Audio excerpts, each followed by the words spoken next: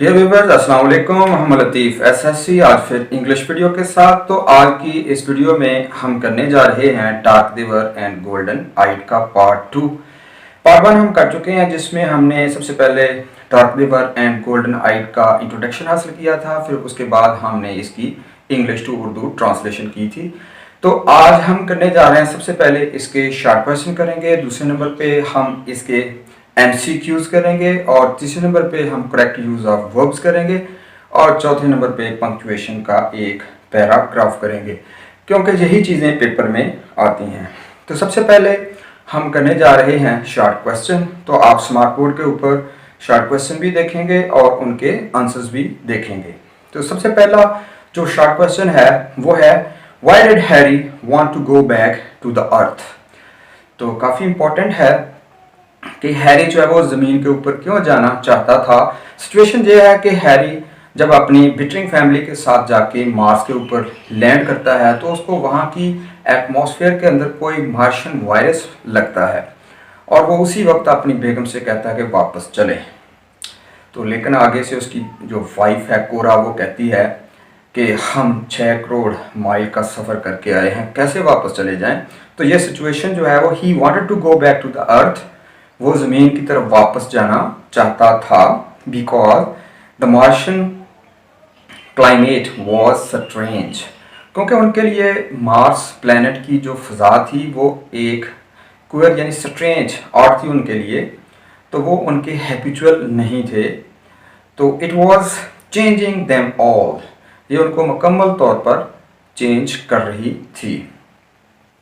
तो इतना ही काफ़ी है।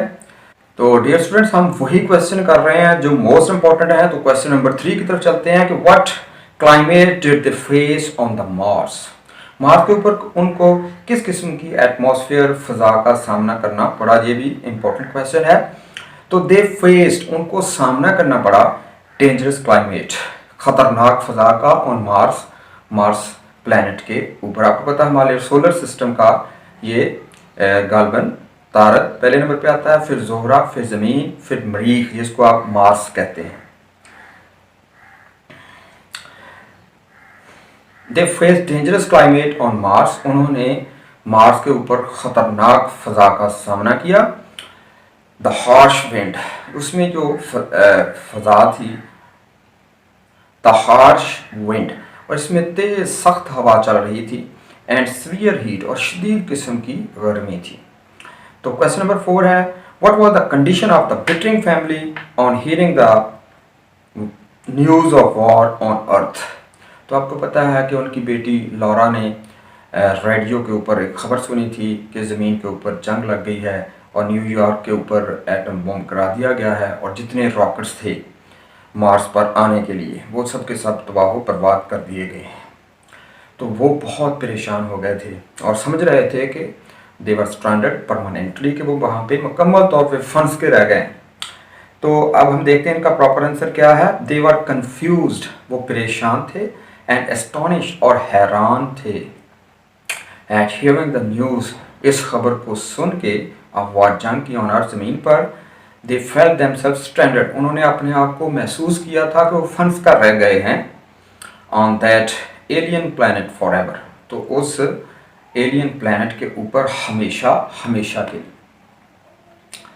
तो what did they want to grow, वहाँ पे वो क्या उगाना चाहते थे। तो आपको पता है कि हैरी जो है वो चाहता था कि वो कभी भी मार्स की क्लाइमेट के साथ टैली ना करे, वो ज़मीन का ही होकर रहना चाहता था। वो कहता था कि we are nice people, we are not habitual of Mars climate, तो we don't belong to Mars.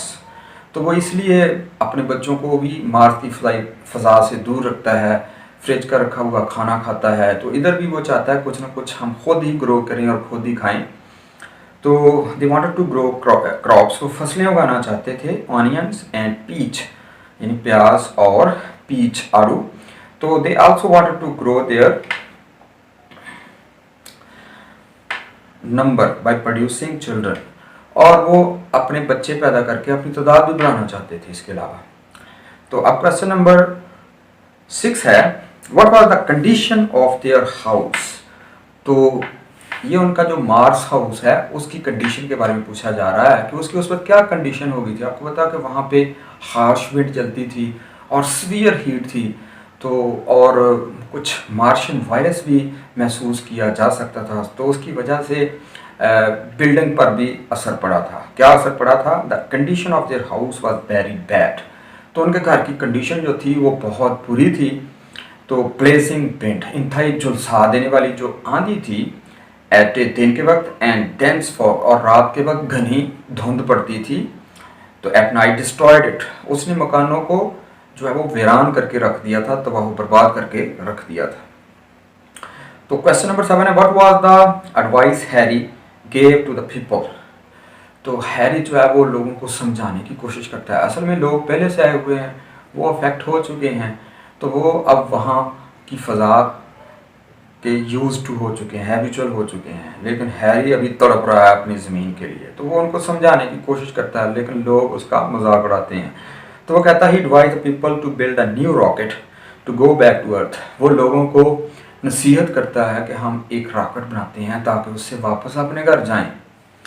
तो क्वेश्चन नंबर 8 जो कि लास्ट क्वेश्चन भी है आज का, कि how dangerous can be a Martian virus. तो how dangerous can a Martian virus be. तो एक मरीखी वायरस कितना खतरनाक हो सकता है। तो वायरस आपको पता है बैक्टीरिया से भी छोटे होते हैं, ये लाइट माइक्रोस्कोप से नज़र नहीं आते, ये इलेक्ट्रॉन माइक्रोस्कोप से नज़र आते हैं, तो बड़े ख़तरनाक होते हैं। ख़ासतौर पर आजकल कोविड-19 वायरस जो है, कोरोना वायरस जिसको कहते हैं, तो उसने भी लोगों को डराया हुआ है। तो इधर भी वायरस की बात हो रही है। तो a Martian virus can be very dangerous, ये बहुत ख़तरनाक हो सकता है। It can totally change their identity, तो वो उनकी मुकम्मल तौर पे शनाख्त को ख़त्म कर सकता है, चेंज कर सकता है, तब्दील कर सकता है। तो आज के शॉर्ट क्वेश्चन, अब हम नेक्स्ट इसका क्वेश्चन करते हैं MCQs। Stay connected. तो dear students, English book 1 part 1 का पेज नंबर 23 है, उसमें क्वेश्चन नंबर 1 है और क्वेश्चन है MCQs। तो वो हम करने जा रहे हैं। Choose the correct answers. The man felt his hair flutter, आदमी ने अपने बालों को फड़फड़ाते हुए महसूस किया। And the tissues of his body, और उसके जिस्म के जो टिश्यूज थे, बाफ्तें थीं, इधर मराद असाब हैं, टाइट, वो तन गई थीं, as if he were standing at the centre of a vacuum, और ऐसा लग रहा था जैसे वो किसी खला के मरकज़ में खड़ा हो। एज इफ के बाद हमेशा या तो वर इस्तेमाल होता है या फिर हैड बिन का इस्तेमाल होता है। हालांकि एज इफ़ के बाद ही है, ही के बाद वॉज लगना चाहिए था, लेकिन एज इफ़ की वजह से या तो वर इस्तेमाल होता है या फिर हैड बिन। तो standing at the centre of A vacuum, इसका जो ऑप्शन डी है वो लगेगा। वो ऐसा लग रहा था उसको जैसे वो खला के मरकज़ में खड़ा हो। तो क्वेश्चन नंबर 2 है, at any moment the Martian air might draw his soul from him. इसका ऑप्शन बी जो है वो इसका करेक्ट जवाब है। एट एनी मोमेंट, किसी भी लम्हे, द मार्शियन एयर माइट, तो मरीख की फ़ज़ा जो थी वो सकती थी, क्या कर सकती थी? ड्रा, खींच कर निकाल सकती थी, हिज सोल, उनकी रूह, फ्रॉम हिम, उससे। तो उसका पॉइंट नंबर 3 है, what did they see on the Martian hills. Marsh, तो मार्स जिन मरीख की पहाड़ियों पे उन्होंने क्या देखा? द ओल्ड सिटीज़, पुराने शहर थे, वो इंसानी आबादी के लिए बनाए गए थे। What did they do after building a cottage? उन्होंने एक झोंपड़ी बनाने के बाद क्या किया? तो ate good breakfast, उन्होंने अच्छा नाश्ता किया था। और क्या करना था उन्होंने? उसके बाद नंबर 5 है, what was the news Laura told to her parents? Laura ने अपने वालिदैन को कौन सी खबर सुनाई थी? The war on the earth, कि ज़मीन के ऊपर जंग छिड़ चुकी है। तो उसके बाद है, which one of the cities were attacked? New York, तो न्यूयॉर्क अमेरिका का मशहूर शहर है, उस पर हमला हुआ था एटॉमिक बम की मदद से। तो what did they feel on Mars after the attack on the earth? जब ज़मीन के ऊपर, न्यूयॉर्क के ऊपर अटैक हो गया तो उन्होंने क्या महसूस किया? क्योंकि जितने रॉकेट थे वो न्यूयॉर्क में खड़े थे जो मार्स तक आते थे, तो अब वो समझते थे कि रॉकेट तबाह हो चुके हैं, तो आप जो है मज़ीद रॉकेट नहीं आएंगे, इसका मतलब है आपको इस सैयारे पर, एलियन प्लानट पे हमेशा के लिए फंस कर रह गए हो। तो यानी इस खलाई मखलूक के सैयारे पे फंस के रह गए हैं। तो स्ट्रैंडेड यानी कि इसका बी जो है वो स्ट्रैंडेड, फंस के रह जाना, एंटेंगल्ड। तो उसके बाद है what were the man doing in town, कस्बे में आदमी क्या कर रहे थे, ऑन द शेडवाई स्टेप, एक सायादार जीने के ऊपर, ऑफ द ग्रोसरी स्टोर, उस सब्जी की दुकान के सामने क्या कर रहे थे, ज़ाहिर है वो गपशप लगा रहे थे, कन्वर्सिंग, गुफ्तगू कर रहे थे, विद ग्रेट लेयर, बड़ी फुर्सत के साथ, लेयर एंड ईज, और बड़े सुकून के साथ, उनको जैसे कोई टेंशन ना हो। और हैरी चाहता था कि मैं एक फ़ज़ाई फायर करूं, इनको गालियां दूं और उनको कहूं कि अहम को, बेवकूफ़ो, ये क्या कर रहे हो, मैं इतना परेशान हूं और तुम लोग इधर गप्पे मार रहे हो। तो उसके बाद है जी, how many dollars did he demand to sell the metal, तो उसने कितना मुतालबा किया था कि आप मुझे जो है वो इतने में बेच दें, इतने डॉलर में। How many dollars did he demand, तो कितने डॉलर का मुतालबा किया गया टू सेल द मेटल, उस मेटल को बेचने के लिए। $500, $500 दे के उसने वो रॉकेट के लिए मेटल खरीदा था ताकि रॉकेट बनाया जाए। In which season did mister Pittering stand very golden eight, तो किस सीज़न में मिस्टर हैरी की, मिस्टर पिटरिंग जो है था, उसकी आंखें बहुत ज़्यादा गोल्डन हो गई थी। तो इसका मतलब था कि वो काफ़ी जो है वो मुतासर हो चुका था मार्शियन वायरस से। तो ज़ाहिर है वो ऑटम सीज़न था, तो AUTUMN, तो ऑटम, एम के बाद जब भी एन लगता है हमेशा एन साइलेंट हो जाता है, तो इसको हम ऑटम पढ़ते हैं, एम के बाद एन साइलेंट है, जिस तरह कॉलम ऑटम। ठीक है, अब हम करते हैं क्वेश्चन नंबर 5 है करेक्ट यूज़ ऑफ वर्ब्स। तो चूँकि ये सारी तकरीबन शॉर्ट स्टोरीज़ हैं और स्टोरीज़ अमूमन पास्ट टेंस में होती हैं, तो ये लकीली सारी की सारी पास्ट इंडेफिनिट टेंस में है। तो इसमें करना क्या है, हमने second form of verb use करनी है। तो इसके 10 पॉइंट दिए गए हैं। तो the man feel his hair flutter, तो आदमी ने अपने बाल फटफड़ाते महसूस किए। पास्ट इंडेफिनिट बनेगा फेल्ट, FELT, फील की सेकंड फॉर्म फेल्ट बन जाएगी। सेकंड है they see the old city, see की जगह हम सॉ लिख देंगे, SAW सॉ, उन्होंने देखे पुराने शहर। तो they looked at their children, second form LOOKED, looked लग जाएगा। लारा स्टम्बल्ड, ठोकर खाना, लड़खड़ा के गिरना, तो एंड पे ई पहले मौजूद है, स्टमल के हम सिर्फ डी लगा देंगे। थ्रू द सेटलमेंट, आबादी, रहायशी आबादी में ठोकर खाकर गिरी। तो ही ड्रेंच्ड, भीग जाना, in the hotness of his fear, drench, तो एंड पे CH है, ED लग जाएगा, भीग जाना। ऑल द बोर्ड्स, तमाम तख्ते जो थे, वॉप्ड, तो डी शेप यानी उनकी शक्ल बिगड़ जाना, WARP है, ED साथ लग जाएगा।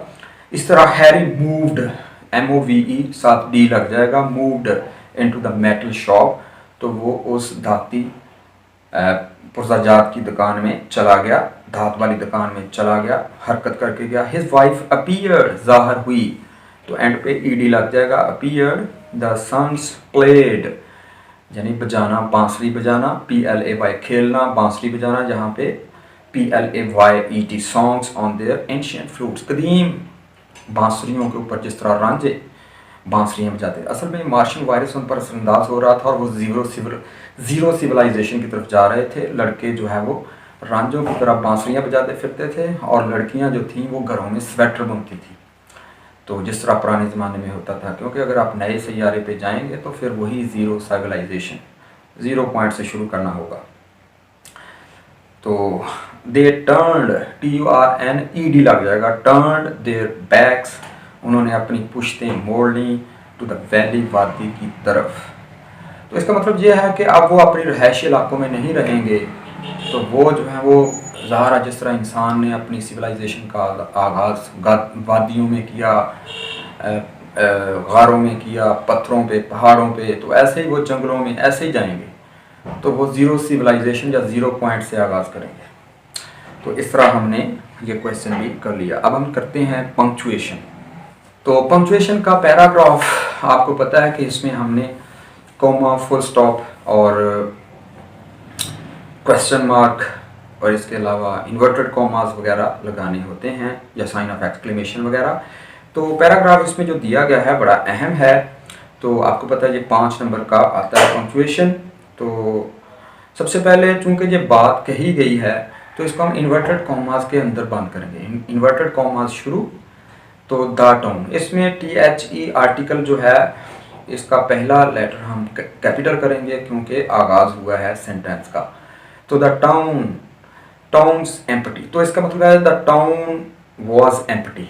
तो टाउन के बाद जो एस लगा है, टाउन और एस के दरमियान में हम एक कोमा डालेंगे। इसका मतलब है कि यहाँ पे कॉन्ट्रैक्शन है, द टाउन वॉज एम्प्टी, कस्बा खाली था। तो चूंकि फिक्रे के अंदर छोटा फिक्रा है तो हल्का सा वक्फा या पाज आएगा, एक छोटा कोमा लगेगा।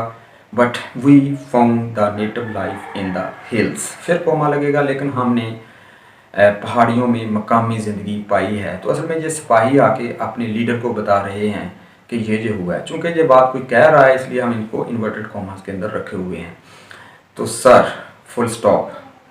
तो उसके बाद फिर फिक्रा नया शुरू होता है, डार्क पीपल, तो डार्क का डी बड़ा आ जाएगा। तो पीपल के बाद फुल स्टॉप, जहाँ पे वो रुक गया है, स्याह रंग के लोग हैं। तो येलो आईज, रुक रुक के बता रहा है वो। तो शायद उस पर भी वो उन लोगों का असर हो गया, शायद वो भी ऐसे अटक अटक के बोलते होंगे। येलो का वाई कैपिटल होगा और आइज के बाद फुल स्टॉप होगा। द मार्शंस, फिर वो रुक गया है। तो आर्टिकल दी का टी कैपिटल होगा और मार्शंस के बाद फुल स्टॉप। और मार्शन चूँकि वो स्पेशल पीपल हैं, स्पेशल नेशन हैं ऑफ मार्स, तो इसलिए इसका एम भी कैपिटल आएगा। तो वेरी फ्रेंडली, ये भी एक अलग सेंटेंस है। तो वेरी का वी कैपिटल आएगा और फ्रेंडली के बाद फुल स्टॉप। तो वी का डब्ल्यू कैपिटल होगा, फिक्रा नया शुरू हुआ है। वी टॉक्ड अ बिट, हमने उनसे थोड़ी सी बात की है। फिक्रे के अंदर फिक्रा है कोमा, तो नॉट मच, ज़्यादा नहीं, फुल स्टॉप। तो दे का टी कैपिटल आएगा। लर्न इंग्लिश फास्ट, वो तेज़ी से इंग्लिश सीखते हैं। तो फुल स्टॉप। आई एम, आई और एम के दरमियान में कोमा आएगा, आई एम, यानी असल में ये आई एम का कॉन्ट्रैक्शन है। तो आई एम श्योर, मुझे यकीन है, our relations will be most friendly, हमारे तल्लुकात उनके साथ बड़े ही दोस्ताना होंगे। विद देम, उनके साथ कोमा, सर, और सर के बाद फुल स्टॉप और इन्वर्टेड कॉमास बंद। चूँकि ये एक सिपाही की बताई हुई बातें हैं तो इन सब को हमने इन्वर्टेड कॉमास से शुरू किया और इन्वर्टेड कॉमास पे बंद कर दिया। स्टूडेंट्स, हमने आज का लेसन भी अल्हम्दुलिल्लाह मुकम्मल कर लिया है। अगर आप हमारे चैनल पे न्यू हैं तो हमारे चैनल को सब्सक्राइब कर लें और बेल आइकन पे क्लिक कर लें ताकि आने वाली तमाम वीडियोस आपको मिलती रहें। अपना बहुत सारा ख्याल रखिएगा। नई वीडियो के आने तक खुदा हाफिज़।